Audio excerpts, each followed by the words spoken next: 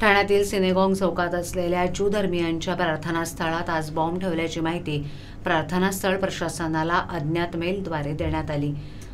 त्यामुळे पोलीस यंत्रणा सज्ज झाली। बॉम्ब शोधक नाशक पथक दाखल झालं। ठाणे पोलिसांनी सर्व रस्ते वाहतुकीसाठी बंद केले होते। ठाणे पोलिसांचा शोध कार्य सुरू होतं। घटनास्थळी पोलिसांचा मोठा कडेकोट बंदोबस्त तैनात करण्यात आला होता। दरम्यान सदर घटनेतील बातमीनंतर बॉम्ब शोधक नाशक पथकाने कसून तपासणी केल्यानंतर त्यांच्या हाती काहीही सापडलं नसून ही अफवाच राहिली। या ईमेल प्रकरणाची पोलिसांकडून कसून चौकशी सुरू आहे, असं यावेळेला ठाणे पोलीस उपायुक्त गणेश कावडे यांनी पत्रकारांशी बोलताना सांगितलं। दरम्यान सदर परिसरात पोलिसांकडून सुरक्षा वाढवण्यात आली आहे। सुटकेचा निश्वास सोडल्यावर वाहतूक पोलिसांकडून सर्व रस्ते वाहतुकीसाठी खुले करण्यात आले। पूर्ण परिसरात खळबळ माजलेला आहे। पोलिसांकडून शोध सुरू आहे, काय सांगाल?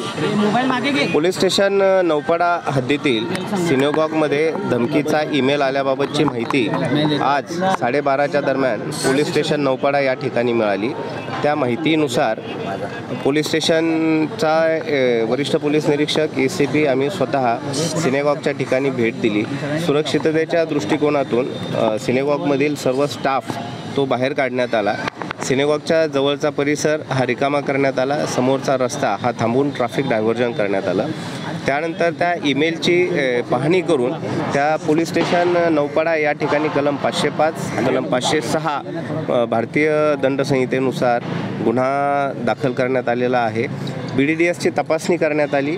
BDDSच्या तपासणीमध्ये कुठल्याही प्रकारचे बॉम्ब सदृश वस्तू किंवा स्फोटक पदार्थ त्याच्यामध्ये मिळून आलेला नाही आहे। तरीही अजून तपासणी सुरू आहे। आम्ही सिनेगॉगच्या सुरक्षेच्या दृष्टिकोनातून आवश्यक त्या उपाययोजना करत आहोत। सर, आपल्याला किती वाजता याची संपूर्ण माहिती मिळाली आणि हा मेल नेमका कुठून आला होता, काय त्याची अजून चौकशी झालेली आहे? याबाबतची माहिती 12:30 वाजता आलेली आहे।